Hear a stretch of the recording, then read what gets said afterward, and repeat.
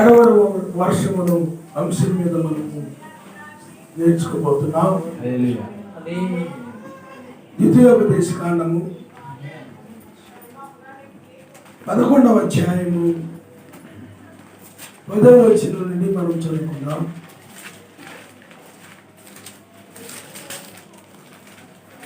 మీరు స్వాధీనపరచుకునబో దేశము మీరు బయలుదేరి వచ్చిన ఐగుప్తు దేశం వంటి కాదు.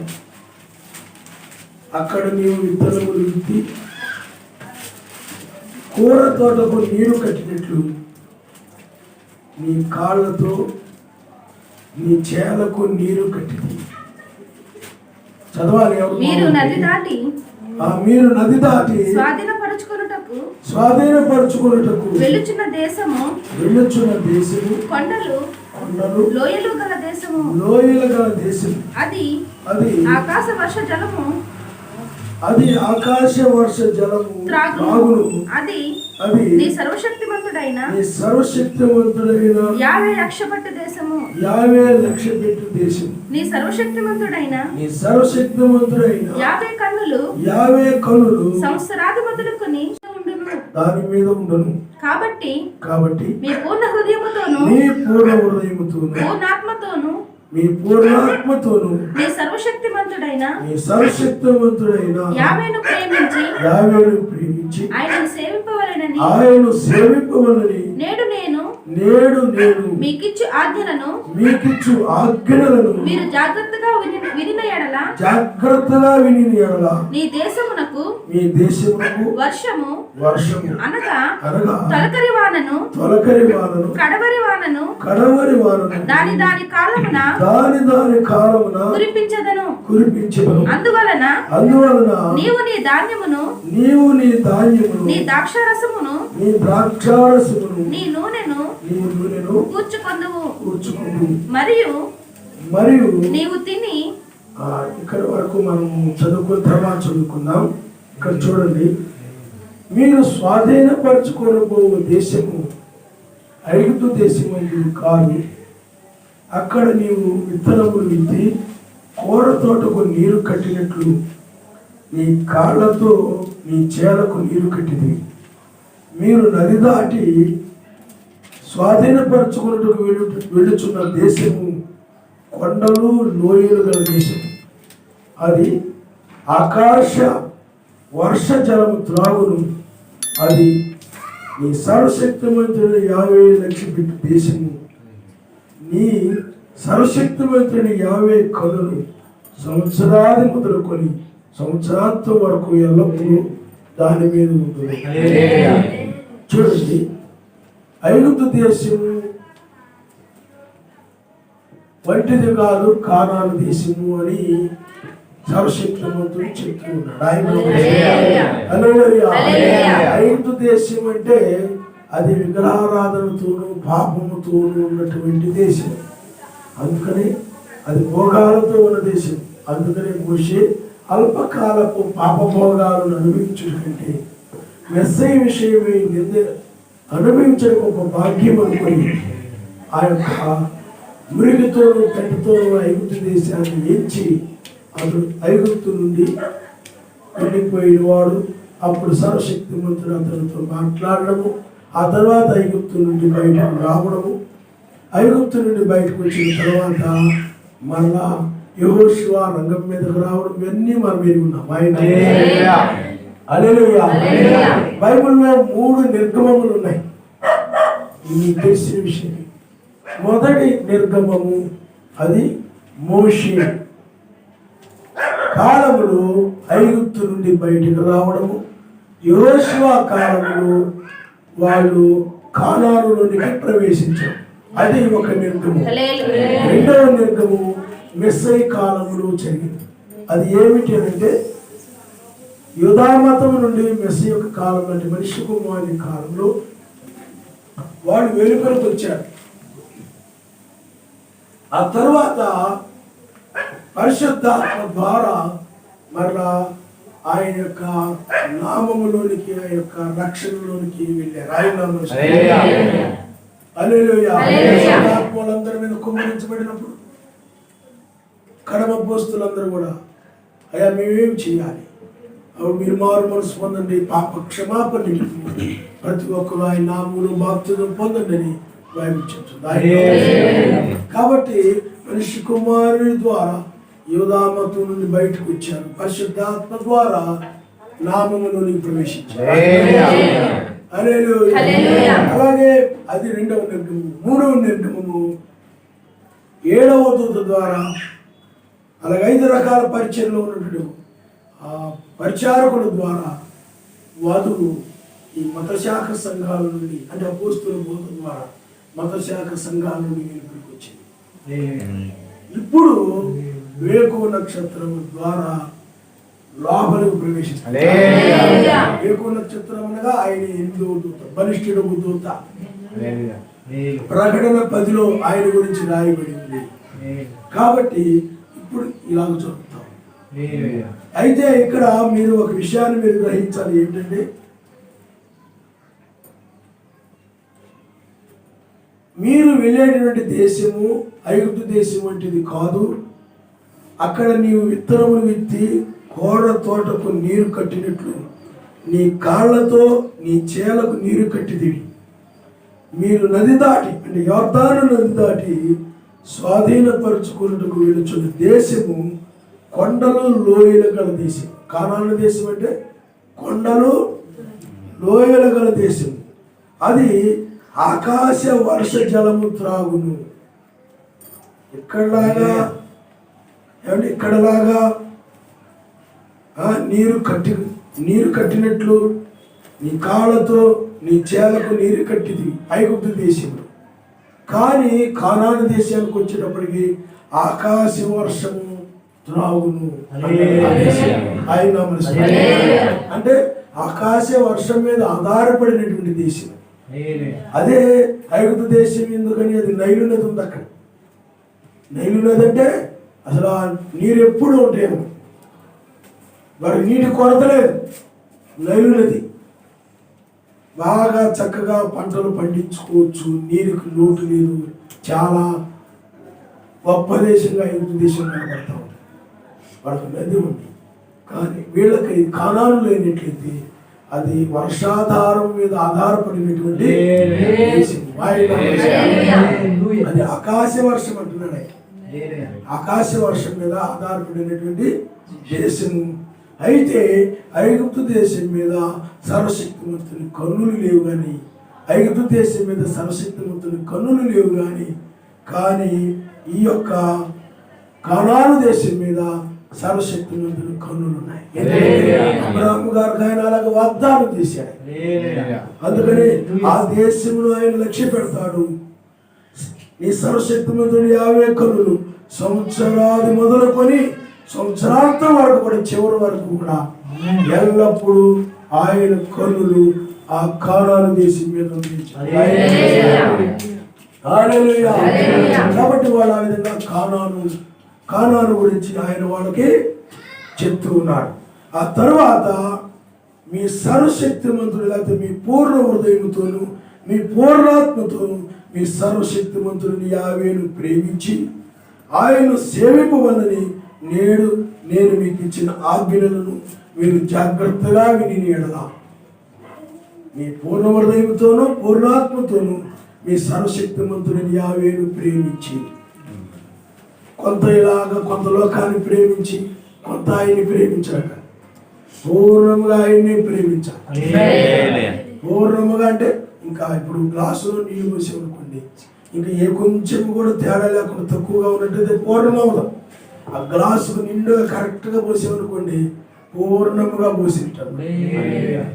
అలాగే ఆయనను పూర్తిగా ప్రేమించాలి, కొంత లోకాన్ని కొంత ఆయన్ని. అలా అది పరిపూర్ణమైన ప్రేమ. ఇజ్రాయేల్ అలాగే ప్రేమించారు. చాలామంది కొంత ఐగుప్తుని ప్రేమించారు, కొంతేమో ఆయన్ని ప్రేమిస్తూ వచ్చారు. అది పరిపూర్ణమైన ప్రేమగా కాసేపు ఆయన ప్రేమించారు, కాసేపు మళ్ళీ లోకాన్ని ప్రేమించారు. వాక్యం విన్నప్పుడేమో ఆయన్ని ప్రేమించేవారు, ఆ తర్వాత 3 రోజులకు పెద్దది మళ్ళీ లోకాన్ని ప్రేమించారు. అది పరిపూర్ణమైన, అంటే ఐగుప్తుని ప్రేమించేవారు. అది పరిపూర్ణమైన ప్రేమగా. కానీ యెహోషువ కాలేబులు పరిపూర్ణముగా అంటే ఐగుప్తునికి ఏమాత్రము ప్రేమించుకున్నా పూర్తిగా వాళ్ళు సర్వశక్తిమంతుని ఆ కట్టడలను వాడు ప్రేమించారు. ఆయన వాడు ఆ విధంగా ప్రేమించారు. కాబట్టి ఇప్పుడు మనము కూడా కానానులోనికి ప్రవేశిస్తుంది. ఇది ఆత్మ సంబంధమైన కానాన్. ఆయన రాజ్యమే ఆత్మ సంబంధమైనటువంటి కానాన్. ఆయన రాజ్యమే ఆత్మ సంబంధమైనటువంటి కానాన్. ఎందుకంటే వాళ్ళు మోషే ద్వారా వెలుపలకు వచ్చారు, యెహోషువ ద్వారా లోపల ప్రవేశించారు. అలాగే మనము కూడా అపోస్తలుల బోధ ద్వారా 7వ సంఘ కాలంలో 7వ దూత వర్తమానము ద్వారా మనము మతశాఖ సంఘాల నుండి వెలుపలకు వచ్చాం. ఇప్పుడు మనము కానానులోనికి మనము ప్రవేశిస్తాం. అయితే ఇక్కడ ఆయన ఏమంటున్నాడంటే మీ దేశమునకు వర్షమును అంటే నేను మీకు ఇచ్చిన ఆజ్ఞలను మీరు జాగ్రత్తగా జాగ్రత్తగా వినాలి. ఎలాగ పడితే అలాగ వినడం, మాట్లాడుకుంటూ వినడం, భయం లేకుండా వినడం, దిక్కులు చూపుతా వినడం, వాక్యం వింటూనే ఆడేం చేస్తున్నారా ఈడేం చేస్తున్నారా ఎలాగ పడతారో కూర్చోవడం. సర్వశక్తిమంతుని సన్నిధిలో మనం బహు జాగ్రత్తగా ఉండాలి. మోషే ఏం చేసాడు చెప్పండి? ఆ పొద దగ్గరికి వెళ్ళినప్పుడు చాలా ఆయన సన్నిధికి వెళ్ళినప్పుడు, ఎందుకంటే ఆ పొద మండుతూ ఉన్నది కానీ అగ్ని ఆరిపోవడం. ఆ మండుతున్న పొద దగ్గరికి వెళ్ళినప్పుడు కాళ్ళకున్న చెప్పులను తీసివేసి చాలా వినయముగా చాలా భయముగా సర్వశక్తి సన్నిధిలో అతను ఉన్నాడు. ఇక్కడ కూర్చొని ఆలోచిస్తా ఎంత ఎన్ని గంటలకు అయిపోతా ప్రార్థన, ఎప్పుడు వెళ్ళిపోతానా ఇంటికి, 9 గంటలకు అన్నారు కదా, 9 గంటలకు అయిపోతే బాగుండు, భోజనాలకు అయిపోయింది, ఎంత టైం అవుతుందో ఏంటో అని నువ్వు ఇక్కడ కూర్చొని అవన్నీ ఆలోచిస్తా ఉన్నావు అనుకోండి, అది జాగ్రత్తగా విన్నట్టు అవ్వదు. నీ మనసు దేని మీద ఉండాలి చెప్పండి? పూర్ణ మనసుతో, అంటే ఇంకా వాక్యం మీద తప్ప ఇంకా దేని మీద కూడా నీ ఆలోచన అదైనా ఇంకా ముందు పెడితే బాగుండు కదా, ఇంకా త్వరగా వెళ్ళిపోతాం, ఇప్పుడెప్పుడు ఇంటికి వెళ్ళిపోతానా, అది ఆలోచన కాదు. మనసు జాగ్రత్తగా ఆయన వాక్యాన్ని వాక్యం మీద కేంద్రీకరించి వాక్యాన్ని ఇలాగ పడి, ఎందుకంటే సర్వశక్తిమంతుని మాటలు, జీవాధిపతి మాట, పరిమాణ మాటలైతే మాత్రం చాలా శ్రద్ధ కట్టారు. చాలా అనవసరమైన విషయాలు వాళ్ళ గురించి వీళ్ళ గురించి ఏమో చెప్పండి, ఇలాగ ఆలోచించంటారు, చాలా ఏకాగ్రత వింటారు, అవి మిస్ అయిపోతామేమో అని. కానీ వాక్యం దగ్గరకు వచ్చేటప్పటికి ఏం చేస్తారంటే అలా ఇలా దిక్కులు చూస్తాం. అది జాగ్రత్తగా వినడం ఉండదు. మీరు జాగ్రత్తగా కేర్ఫుల్గా జాగ్రత్తగా వినాలి. అందుకని జాగ్రత్త, బైబిల్ చదివేటప్పుడు కూడా జాగ్రత్తగా చదవాలి. ఏదో న్యూస్ పేపర్ చదివినట్టు చదవాలి. ఏ చదవకపోతే ఏమైందో అని నిద్రలేచి ఏదో 4 లైన్లు అలాగా చదవకూడదు.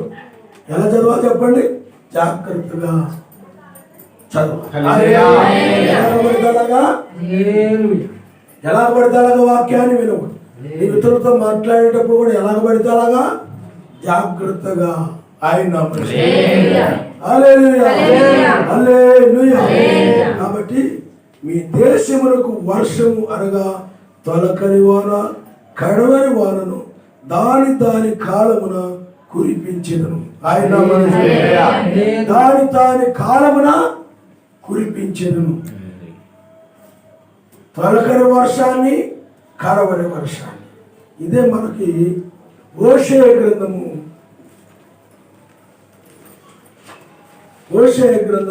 6వ అధ్యాయము 1వ వచనం నుండి మనం చదువుకున్నాం. మనము యావే ఎద్దకు మరుదము రండి, మనలను చీల్చివేసెను. ఆయన మనల్ని చీల్చివేసెను, ఆయనే మనల్ని స్వస్థపరచు. ఆయన మనల్ని కొట్టెను, ఆయనే మనల్ని బాగు చేయను. 2 దినములైన తరువాత ఆయన మనలను బ్రతికించును. మనము ఆయన సముఖమందు బ్రతుకునట్లు 3వ దినమున ఆయన ఆయన మనల్ని స్థిరపరచును. యావేను గూర్చిన జ్ఞానము సంపాదించుకుందామనండి. యావేను గూర్చిన జ్ఞానము సంపాదించుకొనుటకు ఆయనను అనుసరించుదామనండి. ఉదయము తప్పక వచ్చు రీతిని ఆయన ఉదయిస్తాడు. వర్షము వలె ఆయన మన యొద్దకు వచ్చును.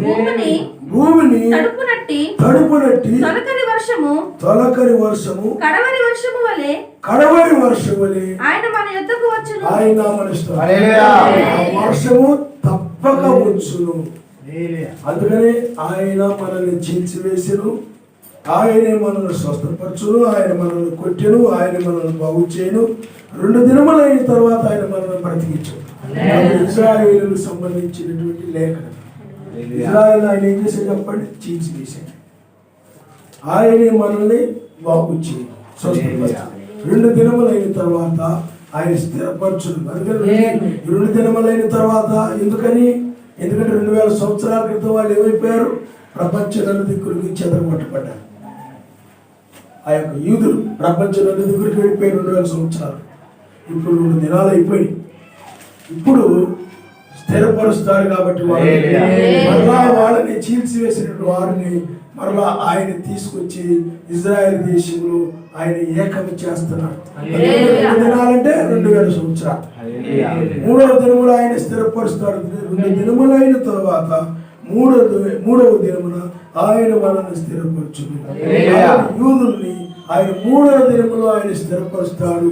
కాబట్టి 3వ దినములో వాళ్ళని ఆయన స్థిరపరుస్తాడు. కాబట్టి మనకి ఇవ్వబడిన కృపకాలము 2000 సంవత్సరాలు మాత్రమే. 2000 సంవత్సరాలు మాత్రమే. 3వ దానిలో వాళ్ళకి సంబంధించింది 3 జరుగుతుంది. అందుకనే 1995లో కృపాద్వారము మూయబడింది. ఇప్పుడు మనము కూడా 3లో ఉండి స్థిరపరచబడి 3లో స్థిరపరచబడే కాదు, మనం స్థిరపరచబడతాం. తర్వాత యూదులు స్థిరపరచబడతాం, తర్వాత ఆయన రాజ్యం స్థిరపరచబడతాం. అర్థమవుతుందండి? అందువల్ల ఇది స్థిరపరచబడే కాలమే తప్ప లోకానికి సువార్త ప్రకటించే కాలం ఇది కాదు. కాబట్టి పిల్లరా ఆలోచన చేయండి. ఆయన తొలకరి వర్షము కడవరి వర్షము వచ్చు రీతిగా ఆయన తప్పక వచ్చును. ఆయన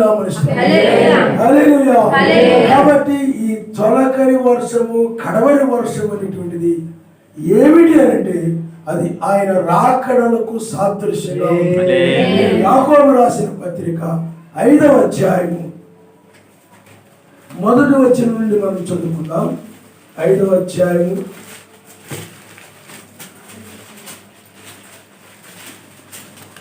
1 నుండి. ఇదిగో ధనవంతులారా, మీ మీదకి వచ్చడి ఉపద్రవమును గూర్చి ప్రలాపించి ఏడుడి. మీ ధనము చెడిపోయెను, మీ వస్త్రములు చిమ్మెటలు కొట్టిన వాయును, మీ బంగారము మీ వెండియు తుప్పు పట్టినవి.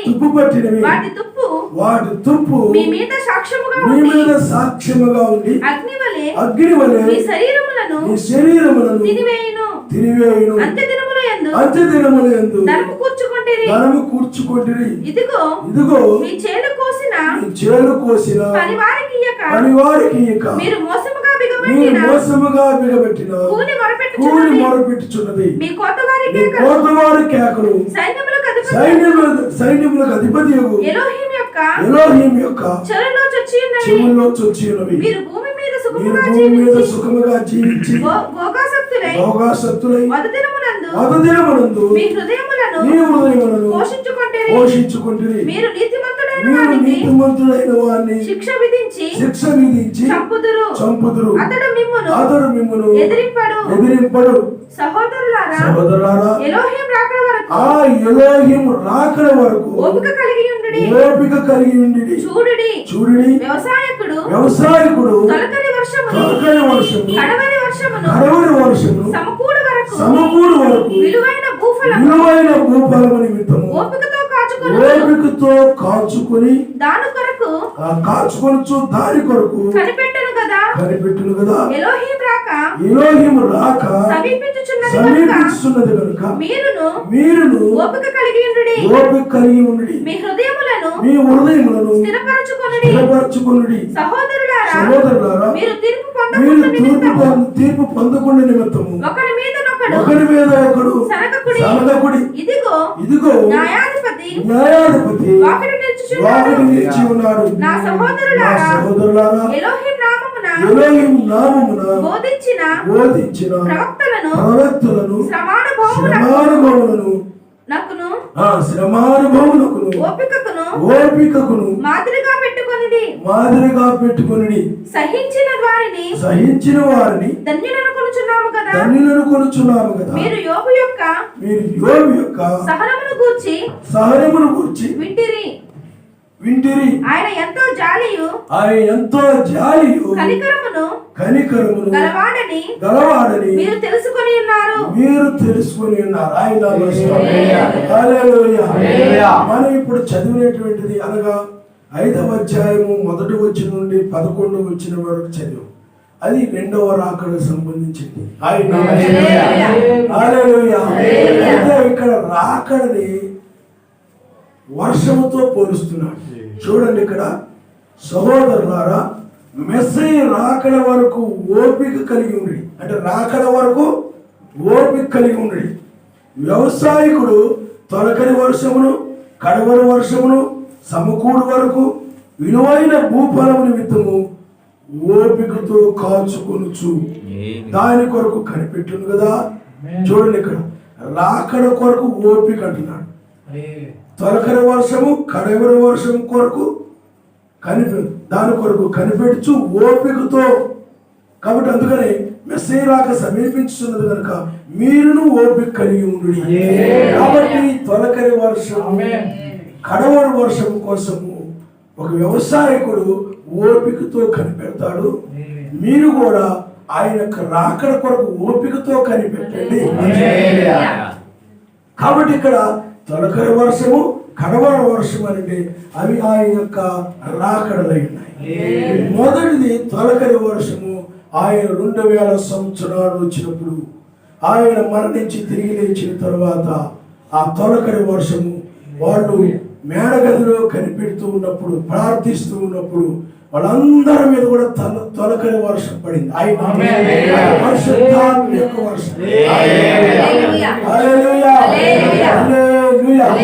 అది మొదటి రాకడ యొక్క వర్షం. ఆయన తిరిగి లేచిన తర్వాత పరిశుద్ధాత్మ వాళ్ళందరి మీద కుమ్మరించబడి ఆయన కాబట్టి ఆ తొలకరి వర్షము 7 సంఘ కాలాల్లో కూడా కురుస్తా వచ్చిందన్నమాట. తొలకరి వర్షము 7 సంఘ కాలంలో కూడా కురుస్తూ వచ్చింది.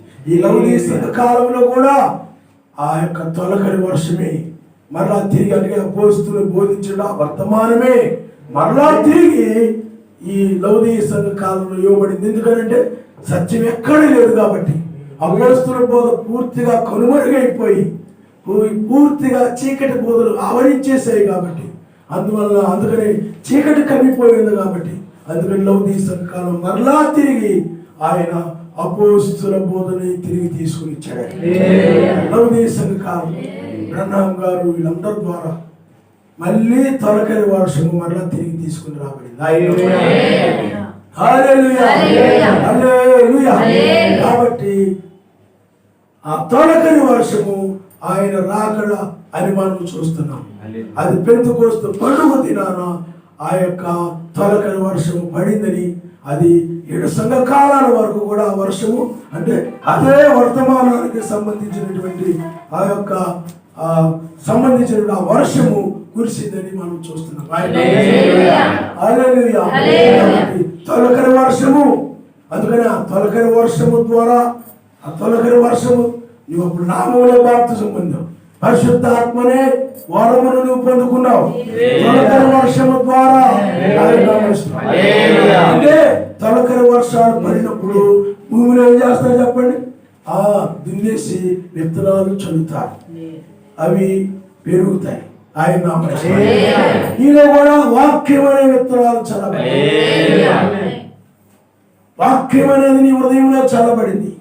పరిశుద్ధాత్మ వర్షముగా ఉంది. వాక్యము చల్లబడింది. అది పరిశుద్ధాత్మను బట్టి నీలో వాక్యం అనేటువంటిది ఎదుగుతా వచ్చింది.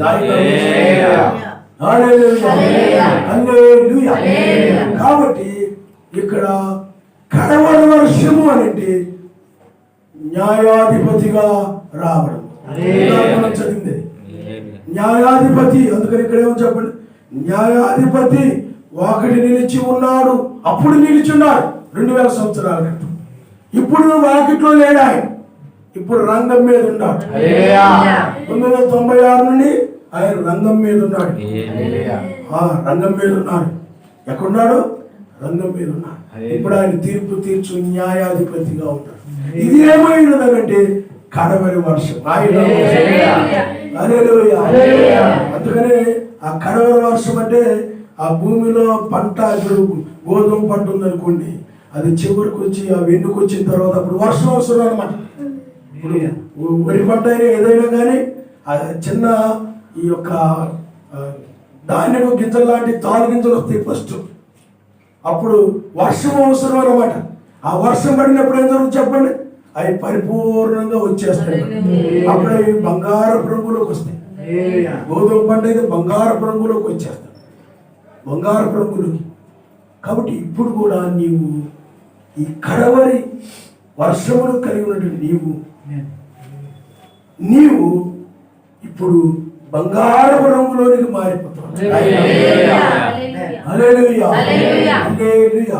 చూడండి ఆ ద్వితీయోపదేశ కాండంలో ఏముందో మనం ఒకసారి మనం చూద్దాం.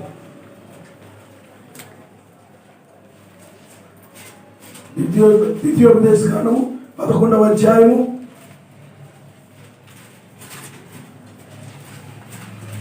14వ వచనం చూడండి. మీ దేశమునకు వర్షము అనగా తొలకరి వానను కడవరి వానను దాని కాలములో కురిపించెను. అందువలన నీవు నీ ధాన్యమును నీ ద్రాక్షారసమును నీ నూనెను కూర్చుకుంటావు. వారి కాలములు అప్పుడు మొదటి రాకడను పెంతెకొస్తు పండుగ దినాన ఆ కాలములు తొలకరి వర్షము పడింది. మరలా లవదీయ సంఘ కాలంలో వచ్చింది. మీకు అర్థమైందా? లవదీయ సంఘ కాలం ఎందుకని బాగా చీకటి అయిపోయింది కాబట్టి మరలా లవదీయ సంఘ కాలం తొలకరి వర్షం, మరలా అపోస్తుల బోధ మరలా రావడం, మరలా అది అపోస్తుల కాలం నాటి ఏక సర్వశక్తిమంతుడు ఒక్కడు ఆయన నామమున రక్షణ అని వధువు అలాగే ఎదుగుతా ఉన్నారు. వధువు ఎదుగుతూ అదేమైపోయిందంటే కడవరి వర్షం కోసము అది సిద్ధముగా ఉందన్నమాట. అంటే ఆ గింజలు లాంటివి వస్తాయన్నమాట. అవి బాగా పరిపూర్ణం అవ్వాలంటే ఏం కావాలి చెప్పండి? ఈ వర్షం కావాలి, కడవరి వర్షం కావాలి. ఇప్పుడు ఈ కడవరి వర్షం పడినప్పుడు ఏం జరుగుతుందంటే ఆ యొక్క గింజలు అవి పరిపక్వమైపోతాయి. ఆయన నువ్వు కూడా ఇప్పుడు ఏమైపోతావు చెప్పండి? ఇప్పుడు వేకు చుక్క యొక్క వర్తమానం వల్ల ఈ వాక్యం వలన నీవు ఒక పరిపూర్ణతకు వచ్చేస్తావు. ఆయన నీ జీవితము. అందుకని ఇక్కడ ఆయన ఏమంటున్నాడంటే చూడండి, మీరు చాలా జాగ్రత్తగా గమనించండి. ఇక్కడ ఆయన ఏమన్నాడంటే తొలకరి వానను కడవరి వానను దాని కాలమును కురిపించెదను. అందువల్ల నీవు నీ ధాన్యమును నీ ద్రాక్షారసమును నీ నూనెను కూర్చుకొందువు.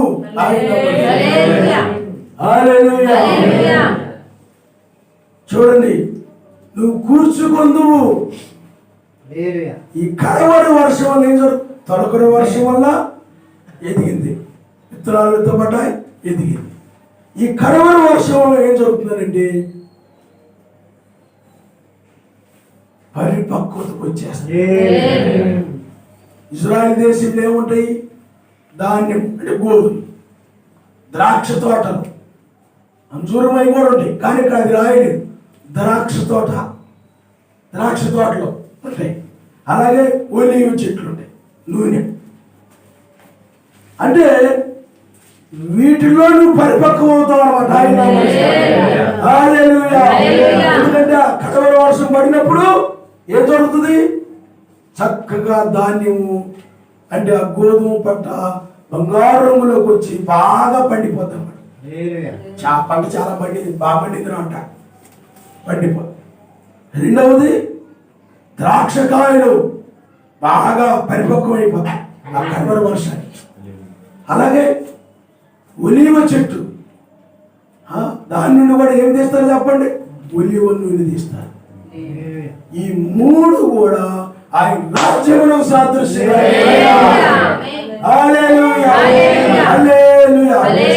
ఇప్పుడు దాని గురించి చూడండి, ఇక్కడ ధాన్యము, గోధుమ, అది రొట్టెలని దేనితో తయారు చేస్తారు చెప్పండి? గోధుమ పిండితో రొట్టెలు తయారు చేస్తారు. అందుకే అది ఏమైనది? మెస్సి యొక్క శరీరం అని బైబిల్లో చెప్పబడతాం. కాబట్టి ఆ యొక్క ధాన్యం అనేవి నీతికి సాదృశ్యంగా ఉంది. ఎందుకంటే ఆయన నీతిమంతుడు, ఆయన నీతిమంతుడుగా వచ్చాడు, నీతిమంతుడుగా ఉన్నాడు. ఆయన మనుషుడు, ఆయన నీతిమంతుడే కదా. మరి ఆయన అంటే దాన్ని బట్టి దేనికి సాదృశ్యం ఉంది? వాక్యం. వాక్యమే శరీరధారి ఆయన,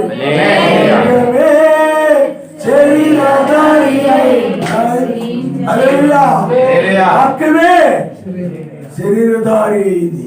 అది వాక్యముండును, వాక్యము సర్వశక్తిమంతుడు ఉండను, ఆ వాక్యమే ఎలోహిమయుడును, ఆ వాక్యమే శరీరధారిగా వచ్చును. ఇప్పుడు ఆ ధాన్యం అంటే ఎవరు? ఆయనే. ఆయనే మనకు ఆహారమై ఉన్నాడు కాబట్టి ఆయనే నీతిమంతుడు. కాబట్టి ఆ ధాన్యము నీతికి సాదృశ్యంగా ఉంది. మరి ద్రాక్షారసము రక్తానికి సాదృశ్యం. మరి ఇక్కడ ద్రాక్షారసం అని ఉంది కదా, మరి నీ ద్రాక్షారసమును అన్నాడు. ద్రాక్షారసం ఏంటి? రక్తము.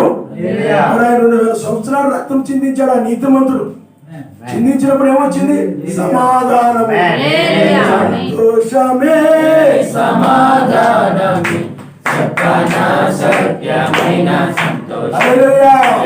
ఏమొచ్చింది చెప్పండి? నీతి, సమాధానం. నూనె పరిశుద్ధాత్మ. నూనె ఏమిటి? పరిశుద్ధాత్మ. నీతి, సమాధానము, పరిశుద్ధాత్మను సమకూర్చుకుంటాం. కడవరి వర్షంలో ఏమవుతుంది చెప్పండి? అంటే న్యాయాధిపతిగా ఆయన వచ్చినప్పుడు వధువు నీతి, సమాధానము, పరిశుద్ధాత్మ అన్నాడు. నీవు నీ ధాన్యమును, నీ ద్రాక్షారసమును, నీ నూనెను కూర్చుకుందు. నీతి, సమాధానము, పరిశుద్ధాత్మ ఆనందం. బైబిల్లో అక్కడ యోబును గురించి రాయబడింది. యోబు కూడా ఎంతో సహనం కలిగిన వాడు, ఓర్పుతో ఉన్నాడు, ఓపికతో ఉన్నాడు. అతడు శరీరం కూడా ఏమైపోయింది చెప్పండి? మార్పు చెంది. అతడు రెండవ రాకడం చూశాడు. అందుకని యోబు గ్రంథము చాలా పురాతన గ్రంథం అంటారు చరిత్రకారులు. కాబట్టి పిల్లరా, అక్కడ యోబుని గురించి అక్కడ రాయబడింది.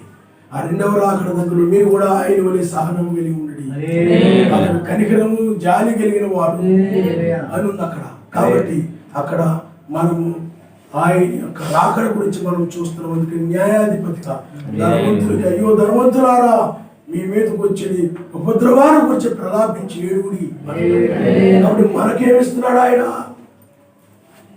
ధాన్యము, ద్రాక్షారసము, నూనె. లోకానికి ఏమిటి? ఉపద్రవం. కాబట్టి ఇప్పుడు మనం ఏం కూర్చుకుంటున్నాం చెప్పండి?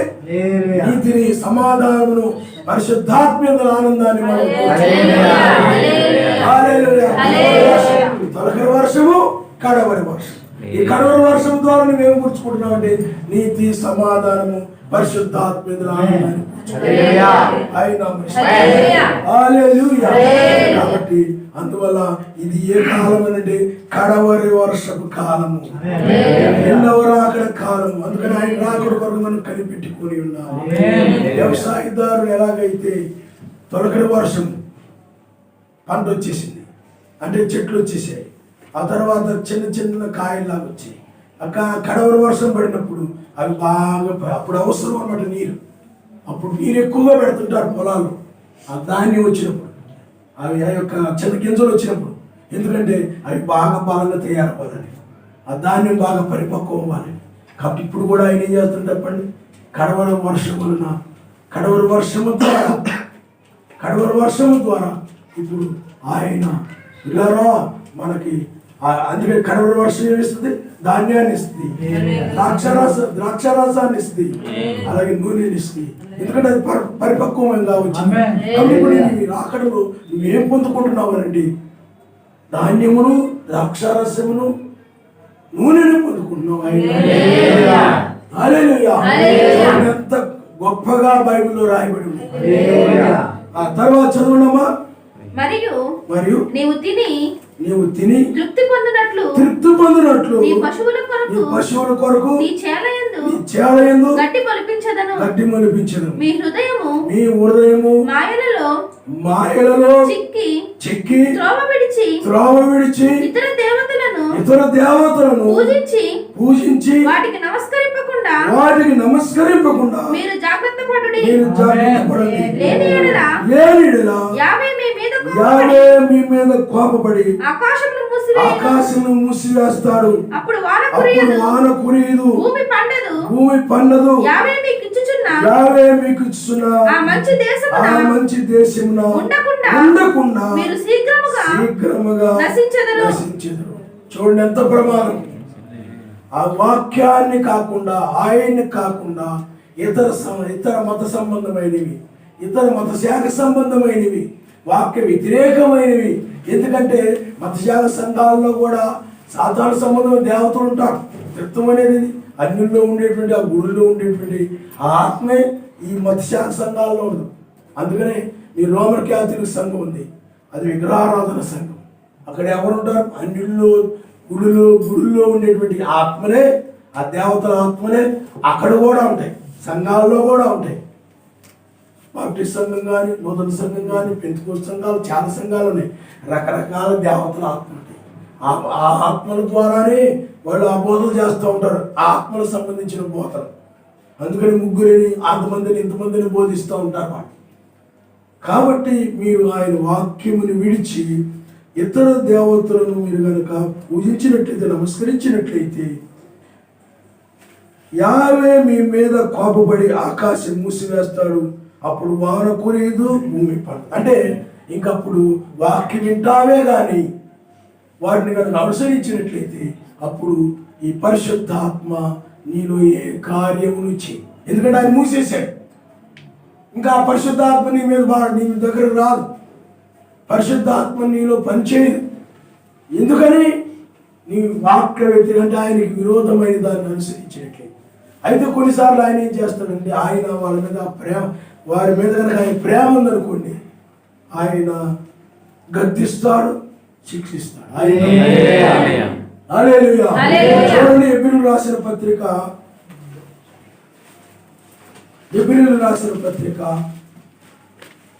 13వ అధ్యాయము 12వ అధ్యాయము 5వ వచనం నుండి మనం చదువుకుందాం. నా కుమారుడా ఎలోహిం చే శిక్షను తృణీకరించుకుము.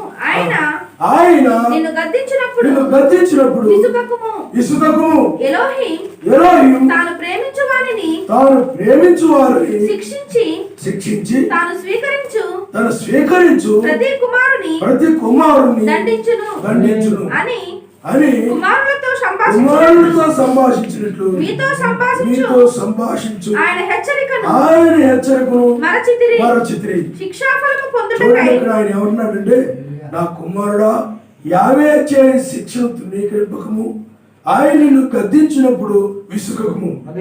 యావే తాను ప్రేమించు వారిని శిక్షించి తాను స్వీకరించు ప్రతి కుమారుని దండించును అని కుమారులతో సంభాషించినట్లు మీతో సంభాషించు. ఆయన హెచ్చరికను మరిచింది. అంటే సర్వశక్తిమంతుని యొక్క హెచ్చరికను కానీ, ఆయన వాక్యాన్ని కానీ ఎక్కడైనా మర్చిపోయి దాన్ని మీరిపోయినట్లయితే ఆ ప్రేమ కలిగిన ఆయన ఏం చేస్తాడంటే గద్దిస్తాడు, శిక్షిస్తాడు. అది ప్రేమ. ఇజ్రాయెల్ చాలా సార్లు ఆయన గద్దించాడు, ప్రవక్తలు పంపించి, అలాగే శిక్షించాడు. అప్పుడు వాడు పాపముల నుండి బయటకు వచ్చేసేవాడు. వారు పొరపాట్లను తెలుసుకుని మళ్ళీ ఆయనతో తిరిగేవారు. అందులో సరస్వతి మంత్రి ఏమైనాడు చెప్పండి? తన కుమారుని అనగా తన ప్రజలని ఆయన ప్రేమ ఎలా ఉండదు? గద్దింపుతోనూ శిక్షతోనూ ఉంటుంది. ఎప్పుడు ఆ హెచ్చరిక మరిచేప్పుడు. తర్వాత చూడండి ఆయన ఏం చెప్తున్నాడు, శిక్షాల ఫలం పొందుటకు మీరు సహించుచున్నారు. సర్వశక్తిమంతుడు కుమారుడుగా మిమ్మల్ని చూచున్నాడు. తండ్రి శిక్షింపని కుమారుడు చూడండి, తన కుమారుడుగా చూస్తూ ఉన్నాడు కనుకనే తండ్రి శిక్షిస్తున్నాడు. వేరే వాళ్ళు శిక్షించరు కదా, మరి బయట వాళ్ళని శిక్షిస్తాడు. ఎంత తప్పు చేసి రోడ్డు మీద వెళ్తున్నాడు అనుకోండి, ఏ తప్పు చేశాడు అనుకోండి, వీడిని శిక్షిస్తావా? నీ సొంత కుమారుని ఏం చేస్తావు? నువ్వు శిక్షిస్తావు, నిందిస్తావు. సర్వశక్తిమంతుడు కూడా అంతే. సర్వశక్తిమంతుడు కూడా అంతే. అంతకనే ఉన్నాడు, సర్వశక్తిమంతుడు కుమారులుగా మిమ్మల్ని చూస్తున్నాడు కనుక తండ్రి శిక్షింపని కుమారుడు ఎవరు? బైబిల్లో శిక్షించబడిన వాళ్ళు ఎవరు? చాలా మంది శిక్షించబడ్డారు. ఇజ్రాయెల్ శిక్షించబడ్డారు, దావీదు శిక్షించబడ్డారు. బైబిల్లో చాలా మంది శిక్షించబడ్డారు వాక్యానికి వ్యతిరేకంగా ఉన్నప్పుడు ఆయన శిక్షించిన సందర్భాలు. అందుకని వాక్యం అనేది చెప్తుంది, నేను చెప్పడం కాదు. శిక్షలో తండ్రి శిక్షింపని కుమారుడు ఎవరు? ఎవరు లేరు, అందరూ శిక్షించబడిన వాళ్ళే అన్నట్టుగా పౌలు గారు చెప్తున్నారు. ఆయన శిక్షిస్తాడు. అంతేగాని ఎలా ఉన్నా, ఏ విధంగా ఉన్నా, బుజ్జి కన్నా తిరిగావా, తిరుగు, ఊరి మీద తిరుగుతున్నావా, వెరీ గుడ్, నువ్వు మంచివాడు కన్నా బుజ్జి అని అన్నావు. వాక్యానికి వ్యతిరేకంగా ఉన్నప్పుడు నువ్వెందుకు వాక్యాన్ని మీరిపోయావు? వాక్య ప్రకారం ఉండాలి కదా. ఎందుకు నువ్వు ప్రార్థన చేసుకోవట్లేదు? ఎందుకు నువ్వు లోకలతో సహవాసం చేస్తున్నావు? లేకపోతే ఎందుకు నువ్వు బైబిల్ చదవడం లేదు? నువ్వెందుకు ప్రత్యేకంగా ఉండలేదు? అదేమిటి చెప్పండి? ఆత్మ సంబంధమైన ప్రేమ. ప్రేమ ఉండాలి. కానీ చాలా మంది ఏం చేస్తుంటారంటే, ప్రేమ అంటే ఇంకా వాళ్ళని అలాగే SRM వాళ్ళు ఉంటాయి, గేదెలు నల్లవి ఉంటాయి అన్నమాట. వాళ్ళు ఏం చేస్తారు, చక్కగా ప్యాంట్లు పెట్టేసి వాటికి ఇంకా బాగా తోడిస్తూ వచ్చి పెట్టేసి అవి బయటికి వెళ్ళవి. ఇంకా అలాగ లోపలుండి అలాగ సుకుమారంగా తయారైపోతాయి. ఎండ తట్టుకోలేవు, చలిగాలు తట్టుకోలేవు, వానలు తట్టుకోలేవు, ఏవి కూడా తట్టుకోలేవు. అలాగ సుఖపడిపోయి ఉంటాయి. అలాగ పెంచారనుకోండి, వాళ్ళు గద్దించకుండా శిక్షించకుండా పెంచితే నువ్వు గారాబంగా పెంచడం వలన రేపు ఎక్కడికైనా వెళ్ళినప్పుడు వాళ్ళు ఎవరైనా అన్నప్పుడు ఆ మాట పడలేకపోతుంటారు. మీకు అర్థమైందా? ఆ విధంగా పెంచడం వల్ల రేపు ఏం జరుగుతుంది? కష్టాలు వచ్చినా, శ్రమలు వచ్చినా, ఇబ్బందులు వచ్చినా తట్టుకోలేక ఇప్పుడు చాలామంది పిల్లలు ఆత్మహత్య చేసుకునే కారణం ఏంటి? ఇలా పెంచడం వల్లే. సుకుమారంగా పెంచడం వల్ల ఏమవుతుందో చెప్పండి. రేపు ఎవరైనా ఏదైనా అన్నప్పుడు తట్టుకోలేకపోతుంటారు, సహించలేకపోతుంటారు. ఇంకా ఈ జీవితం ఎందుకు? ఏదైనా చిన్న చాక్లెట్ కొనిపోయినా చచ్చిపోతున్నారంట. లేకపోతే ఏదైనా చిన్న డబ్బులు ఇవ్వకపోయినా, సెల్లో బ్యాలెన్స్ చేసుకోవడానికి డబ్బులు ఇవ్వకపోయినా చచ్చిపోతున్నారు. చూడండి ఎలా తయారైపోరు. వాక్యానికి వ్యతిరేకంగా ఉన్నప్పుడు నిజముగా నువ్వు ప్రేమిస్తూ ఉన్నట్లయితే నువ్వేం చేయాలి? గద్దించాలి. వాళ్ళు నడవలసిన త్రోవను వారికి నేర్పుము, పెద్దవాడైనప్పుడు దాని నుండి వ్యక్తిమును ఉపయోగించమని కూడా బైబిల్ చెప్తాం. ఎందుకని? అది వేషముతోనూ అసూయతోనూ కాదది, ప్రేమతో కూడింది. చర్చబడాలని. ఎందుకని కింద వచ్చిన వాళ్ళు చూడండి,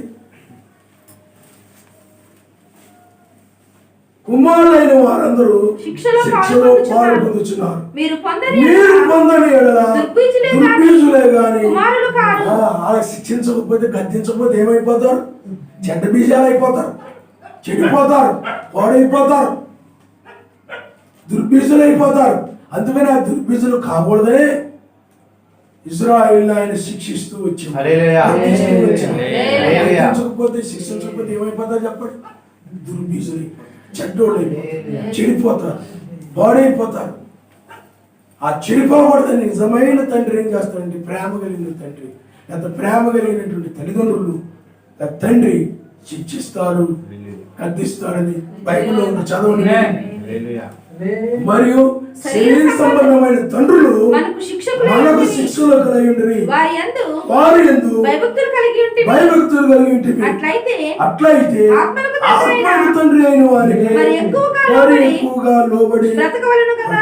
కదా. వారు చూడండి ఇక్కడ ఏం చెప్తున్నాడు అంటే, మరియు శరీర సంబంధమైన తండ్రులు మనకు శిక్షకులై ఉండిరి, మనల్ని శిక్షించి ఆయన మార్గంలో నడిపించేటువంటి వారుగా ఉన్నారు ఆ తండ్రులు.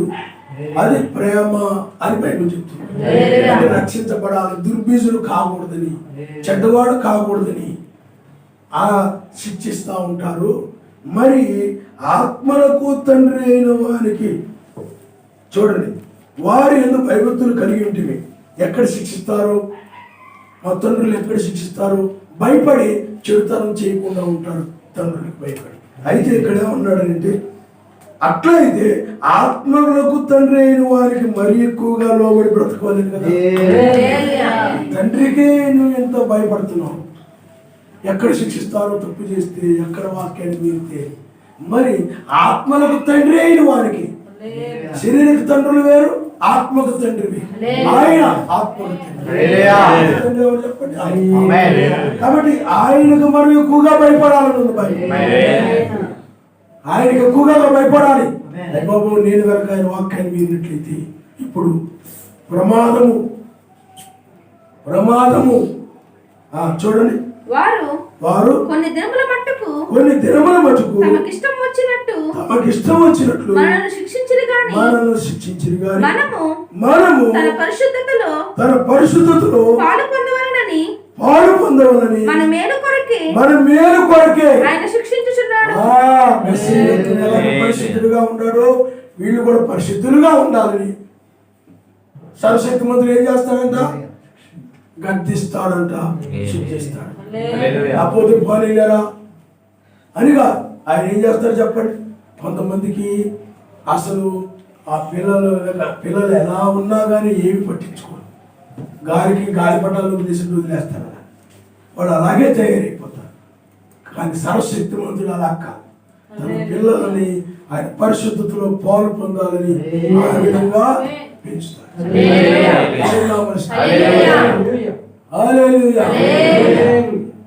అందువల్ల ఎందుకు పరిశుద్ధతలో పాలు పొంద? బయట అంతా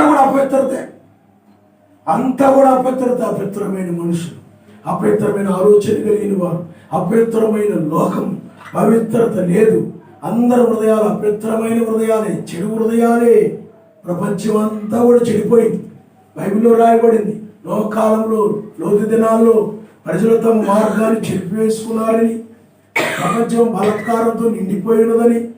ఇప్పుడు కూడా ప్రపంచం అలాగే, ప్రజలు తమ మార్గాన్ని చెరిపేసుకున్నారు, ప్రపంచం అంతా చెడిపోయింది. కాబట్టి నీవు చివరి కాలంలో ఆయన వాక్యానికి భయపడి, సర్వశక్తిమంతునికి భయపడి పరిశుద్ధతలోను పారిభాగస్తులుగా పరిశుద్ధులుగా ఉండాలి. అందుకనే ఆ యొక్క పరిశుద్ధులుగా ఉండాలని సర్వశక్తిమంతుడు ఏం చేస్తున్నాడు చెప్పండి? శిక్షిస్తున్నాడు. సర్వశక్తిమంతుడు శిక్షిస్తాడు, గద్దిస్తాడు. ఎందుకు కొరకు? అది మేలు కొరకు, పాలు పొందాలని మేలు కొరకు. ఆ తర్వాత చూడమ్మా, మరియు ప్రస్తుతమందు సమస్త శిక్షయు దుఃఖకరంగా కనబడును గాని సంతోషకరంగా కనబడదు. అయినను దాని యందు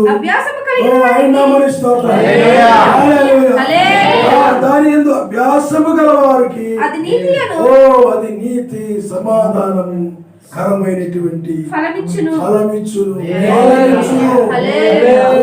మీ జీవితం ఎలా అవుతుందో చెప్పండి. ధాన్యము, ద్రాక్షారసము, నూనెతో అంటే నీతి, సమాధానము, పరిశుద్ధాత్మ ఆనందం. ఆనందం రాదు, అది రెండవ రాకడ సంబంధించినటువంటి రహస్యంగా ఉంచబడింది. రాసిన పత్రికలోనే రాయబడింది. 14 నీతి, సమాధానం, పరిశుద్ధాత్మ ఆనందం ఆయన రాజ్యం. అలాగే ఇప్పుడు రాసిన పత్రిక 3వ అధ్యాయంలో కూడా నీతికి రాజని సమాధానపు రాజని అంతవరకే రాయబడింది, కానీ పరిశుద్ధాత్మ ఆనందానికి రాజుని రాయల. రాజు రాజ్యానికంటే నీతికి సమాధానానికి పరిశుద్ధాత్మ ఆనందానికి రాజు ఆయన. రాజ్యం అని ఉంది, అదే రాజ్యం ఉంది బైబిల్. కానీ మిగతాది ఎందుకు రాయలేదు? దాని రెండవ రాకడికి సంబంధించిన విషయాన్ని రహస్యంగా ఆయన ఇచ్చాడు, దాన్ని బయలుపరిచాడు. కాబట్టి పిల్లారా, సర్వశక్తిమంతుడు ఎందుకు మనల్ని శిక్షిస్తాడు, ఎందుకు మనల్ని గద్దిస్తాడు అనేది దీనికోసం. ఆ శిక్షించినప్పుడు గద్దించినప్పుడు నీకు దుఃఖకరంగా అనిపించవచ్చు. ఎందుకు కొట్టారు నన్ను, ఎందుకు అలాగన్నారు, నన్ను ఇలాగన్నారు, ఇలా గద్దించారు, నీకు దుఃఖకరంగా ఉండొచ్చు. అందుకని ఇక్కడ సర్వశక్తిమంతుడు కూడా నిన్ను శిక్షించినప్పుడు, ఆయన వాక్యం రానప్పుడు, ఆ వాక్యం విననప్పుడు, ప్రార్థన చేయనప్పుడు, లేకపోతే నువ్వు ఆ యొక్క ఏమైనా వాక్యానికి విరోధంగా అపవిత్రమైన మార్గం వెళ్ళినప్పుడు ఆయన ఏం చేస్తాడు చెప్పండి? శిక్షిస్తారు, గద్దిస్తారు. వాక్యానికి వ్యతిరేకంగా వెళ్ళినప్పుడు ఎందుకని? ఆయన యొక్క మార్గంలో అది దుఃఖకరంగా కనబడును, కానీ అభ్యాసము చేత దాన్ని అభ్యసించడం ద్వారా, కత్తింపుకు నువ్వు లోబడు ద్వారా, ఆ శిక్షకి నువ్వు లోబడి ఆ చెడుతనాన్ని విసర్జించడం ద్వారా నువ్వు ఇప్పుడు ఏమవుతావనంటే ధాన్యము కలిగినటువంటి గోధుమ ధాన్యం వలె నీవు ఉంటావు, ద్రాక్షారసం వలె నీవు ఉంటావు, ఒలివ నూనె వలె ఉంటావు. ప్రేమ ఏమిటి చెప్పండి? మనం ఇది కావాలి, దీనిలో భరించాలని శిక్షిస్తాడు ఆయన. దీన్ని శిక్షిస్తాడు ఆయన. ఈ నీతి సమాధానము పరిశుద్ధాత్మ ఆనందాన్ని నువ్వు పొందుకోవాలనే శిక్షిస్తాడు. దానికి ఎప్పుడు అది నేను శిక్షించలేదనుకో, నీతి నుండి తొలగిపోతావు, సమాధానం నుండి తొలగిపోతావు, పరిశుద్ధాత్మ ఆనందాన్ని కూడా పోగొట్టు. అది పోగొట్టుకోకూడదని దాన్ని ఫలించాలని ఆయన ఏం చేస్తాడు చెప్పండి? శిక్షిస్తూ వచ్చాడు ఆయన. అందువలన మనం ఇప్పుడు కూడా ఆయన వాక్యాన్ని మరవకూడదు. ఇజ్రాయెల్ ఆ విధంగా మరిచిపోయేవారు. మర్చిపోయినందువల్ల ఐగుప్తు నుండి బయటకు వచ్చిన తర్వాత ఆయన చాలాసార్లు శిక్షించాడు, కానీ వాళ్ళు మరలా మారేవారు కాదు. అందువల్ల వాళ్ళని ఆయన ఏం చేశాడనండి? ఆకాశ సైన్యం విడిచిపెట్టాడు అన్నది బైబిల్. మీరు చూడండి, మనం ఉదయం చదువుకున్నాం. చూడండి, ఉదయం మనం చదువుకున్నాం అపోస్తుల కార్యము 7వ అధ్యాయము. అపోస్తుల కార్యం 7వ అధ్యాయము చూడండి, 38వ వచనం చదువుకున్నాం. ఉదయం పైన చదువుకున్నాం కాబట్టి 38వ వచనం 7వ అధ్యాయం 38. సీనాయి పర్వతం మీద తనతో మాట్లాడిన దేవదూత ఎలోహిం దూత మన పితరులతోను అరణ్యములోని సంఘమందు ఉండి మనకిచ్చుటకు జీవవాక్యములను తీసుకుని వాడితడే. ఇతనికి మన పితరులు లోబడనొల్లక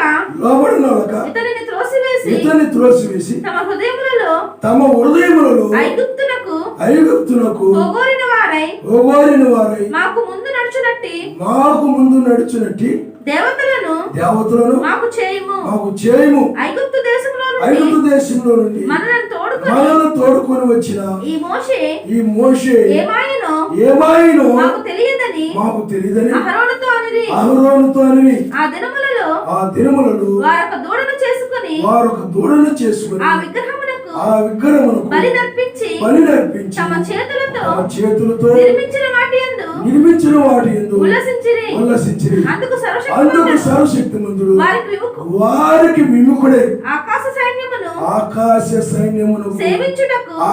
సైన్యమును సేవించుటకు వారిని విడిచిపెట్టిను. చూస్తారో వీళ్ళకి లోబడినలుగా వాళ్ళుగా ఉన్నారనుకోండి, వాళ్ళని దురాత్మ వదిలేస్తాడు. సౌరాజు ఆయన అనేది అదే చేసి ఏం చేస్తాడు చెప్పండి? అందుకని ఇక్కడ వాళ్ళు లోబడినోళ్ళక ఇతన్ని త్రోసివేసి వాళ్ళు ఐగుప్తులకు పోగోరిన వారై విగ్రహ సంబంధమైన వాటిలో వాళ్ళు ఎప్పుడైతే పాలుభాగుతున్నైపోయారు, ఇక మోషేని త్రోసేశారు. ఇక లాభం లేదు. సర్వశక్తి ముందు ఏం చేశారు చెప్పండి?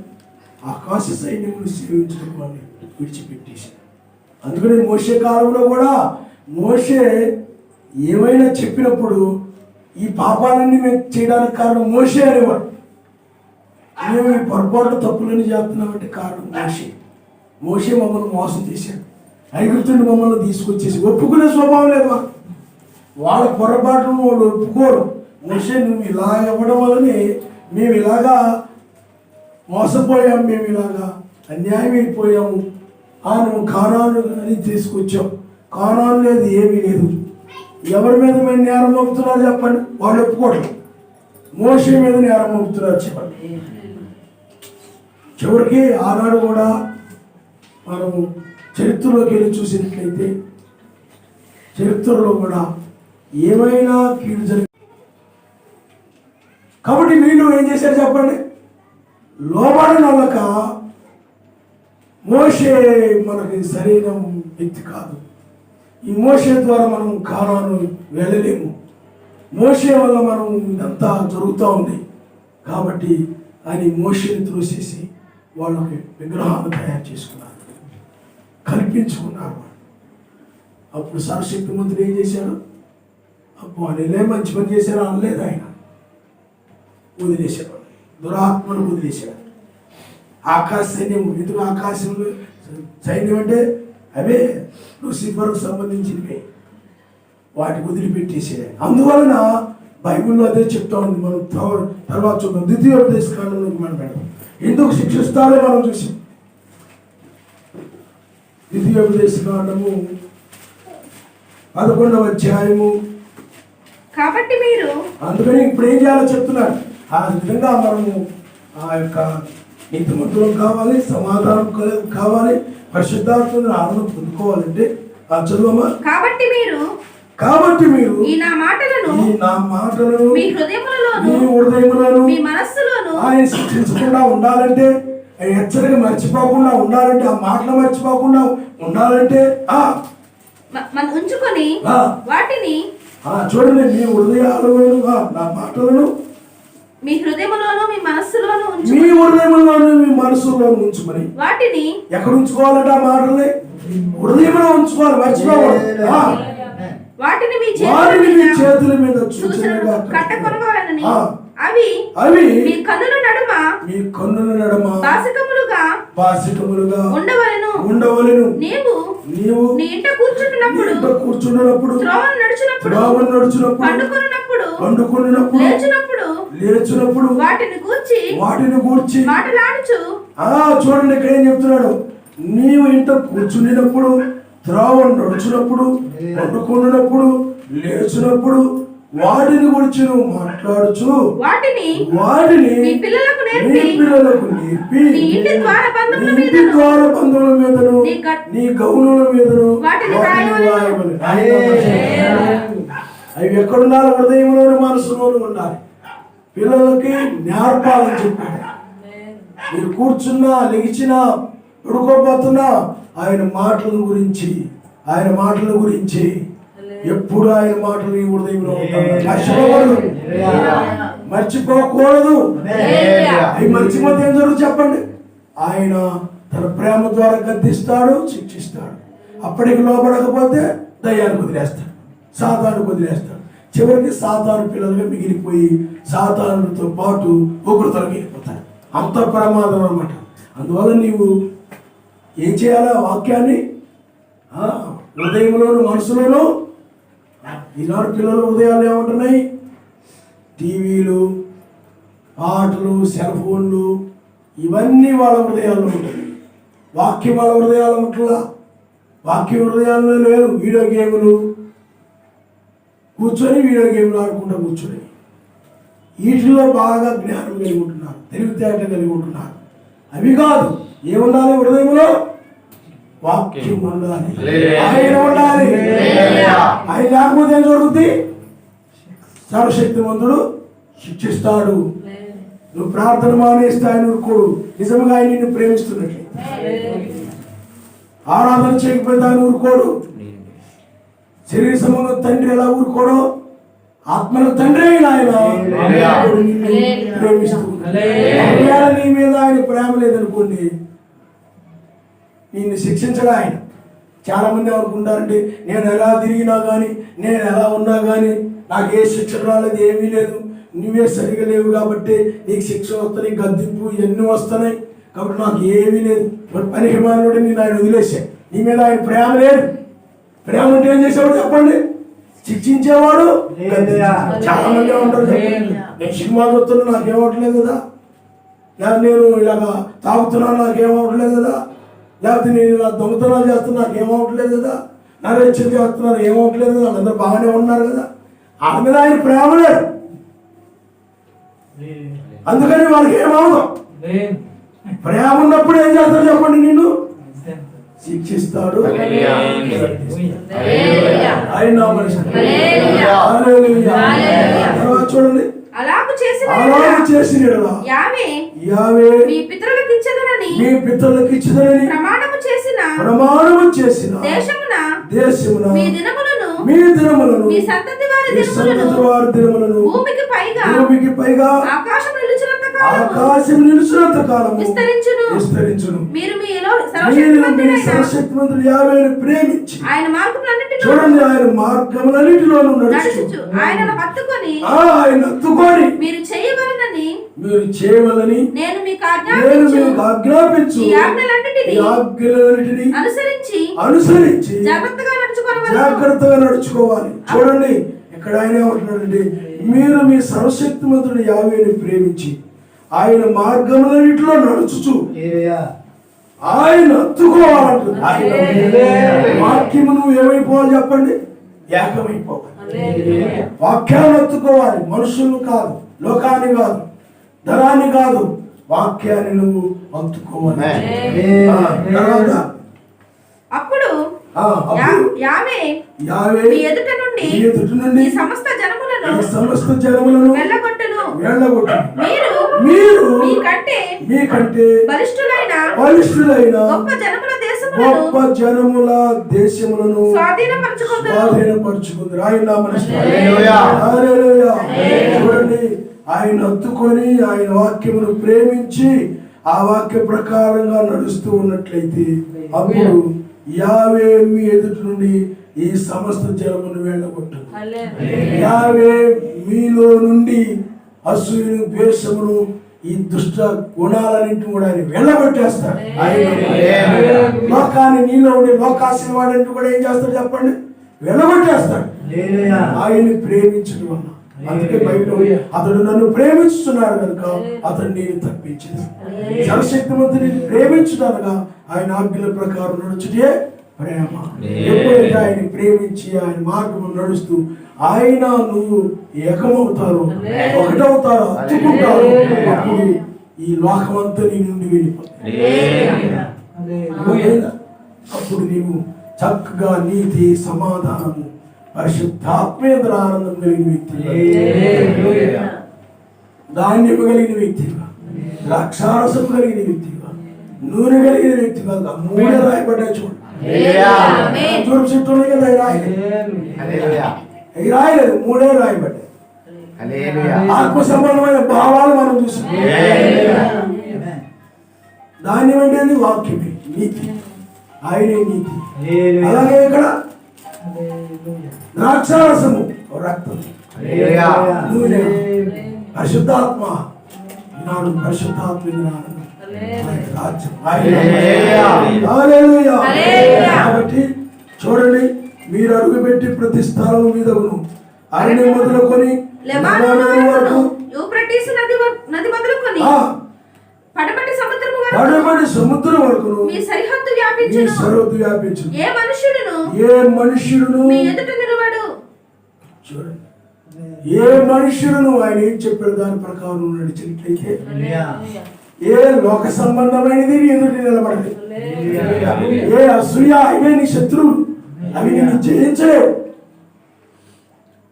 ఏమండి, ఏ చెడు కూడా నిన్ను, ఏ లోకము కూడా నిన్ను జయించదు. నీ ఎదుటి నిలబడని తాను మీతో చెప్పినట్లు సర్వశక్తిమంతుడైన యావే మీరు అడుగుపెట్టు దేశమంతటి మీద మీ బెదురు మీ భయము పుట్టించును. అపవాది అంటే భయం వేస్తాయి. అసూయ, అపవాద సంబంధమైన గుణ లక్షణాలు, అవి సద్గుణాలు కాదు, గుణాలు. సద్గుణాలు వేరు, గుణాలు వేరు. అపవాది చెడ్డ గుణాలు. సద్గుణాలు వేరు, నీతి, సమాధానము, పరిశుద్ధాత్మ ఆనందము, ఆయన రాజ్యం. కానీ సద్గుణాలు, అందుకని ఈ సద్గుణాలు కలిగిన వారే ఈ రాజ్యంలో ప్రవేశిస్తారు. అందుకని విశ్వాసము, సద్గుణము, జ్ఞానము, ఆశానిగ్రహము, సహనము, దైవభక్తి, సహోదర ప్రేమ, ఇవి 7 గుణ లక్షణాలు. ప్రేమ 8వ గుణ లక్షణం. నీతి, సమాధానము, పరిశుద్ధాత్మ ఆనందం. కాబట్టి పిల్లారా, దుర్గుణాలంటే మీరు మార్కు సువార్తలో ఉంటే ఇంతకు చదువుకున్నాం, ఒకసారి చదువుదాం. అవి నీ ఎదుటి నిలబడవని. అది ఒకసారి మనం మార్కు సువార్త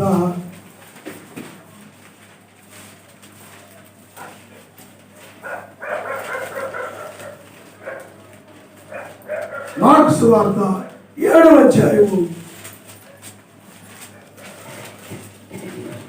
21వ వచనాన్ని లోపల నుండి అనగా 20 నుండి చదవమ్మా. మనుష్యుని లోపల నుండి బయట వెళ్ళునది మనుష్యుని అపవిత్రపరచును. లోపల నుండి అనగా మనుషుల హృదయములో నుండి దురాలోచనలు, జారత్వములను, దొంగతనములను, నరహత్యలను, వ్యభిచారములను, లోభములను, చెడుతనములను, కృత్రిమములను, కామవికారమును, మత్సరమును,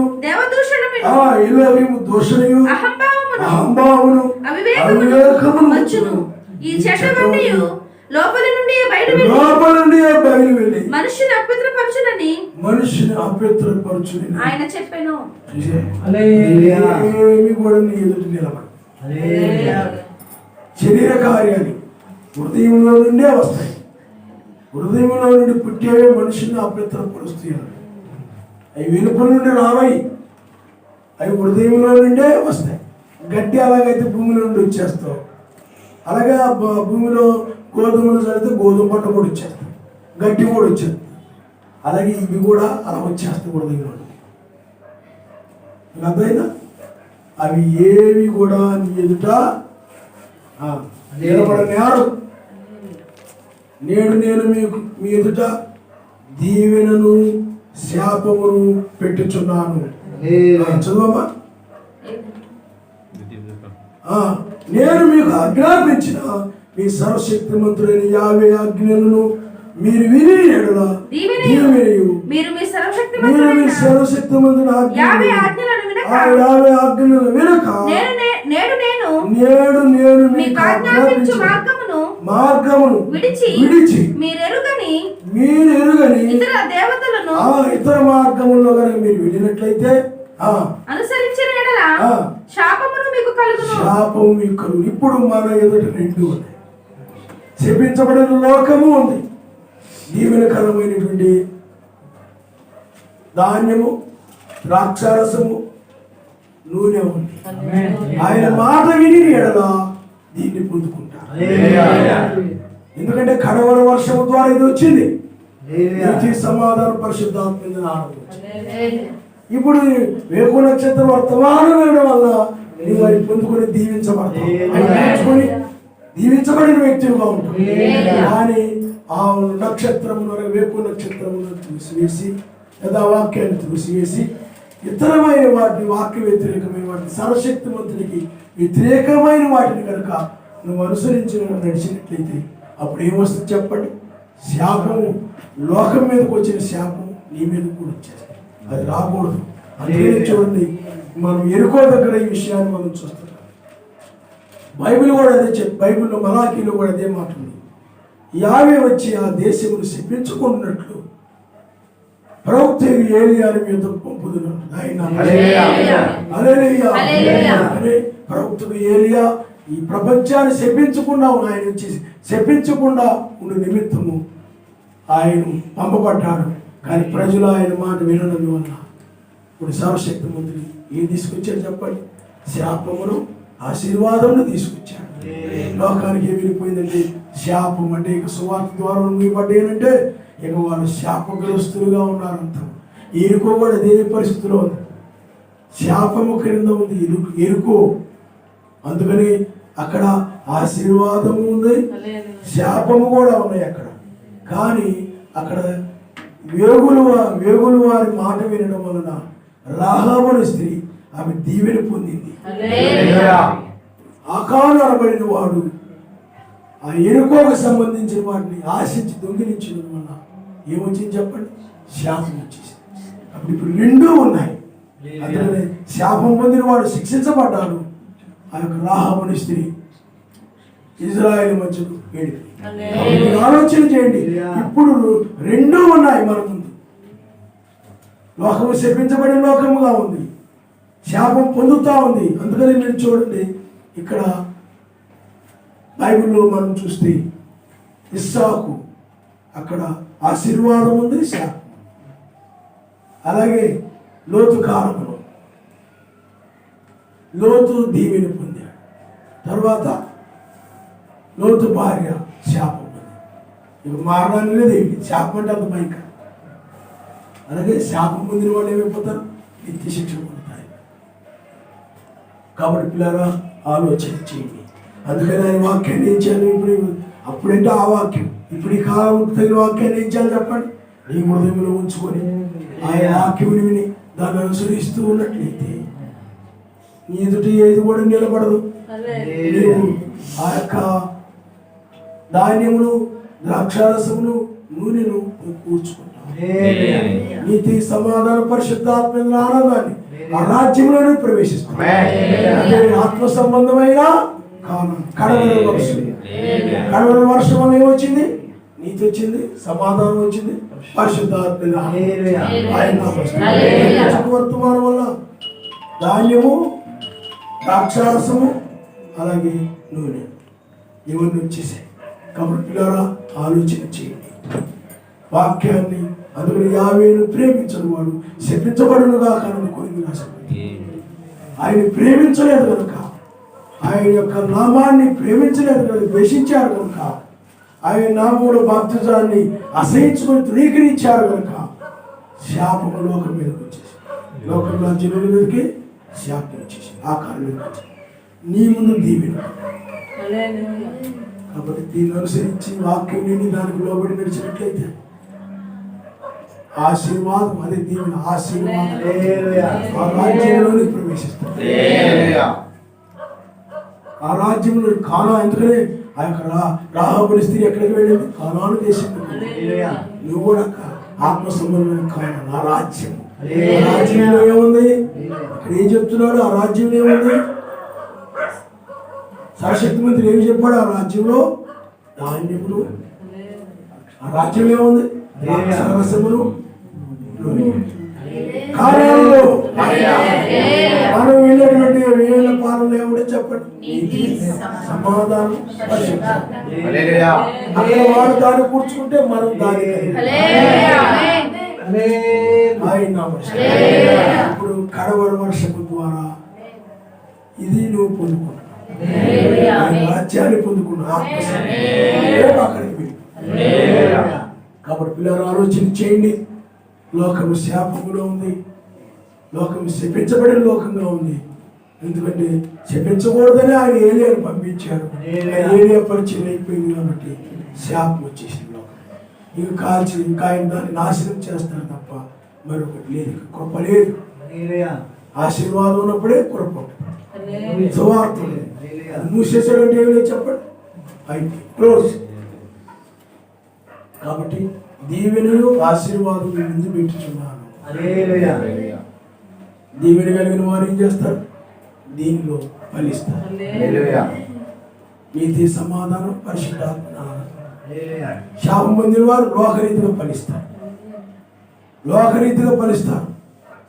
ఏం ఉపయోగం? సాధారణ ప్రకృతి లోకంలో అన్ని చేస్తారు, కానీ ఏం ఉపయోగం?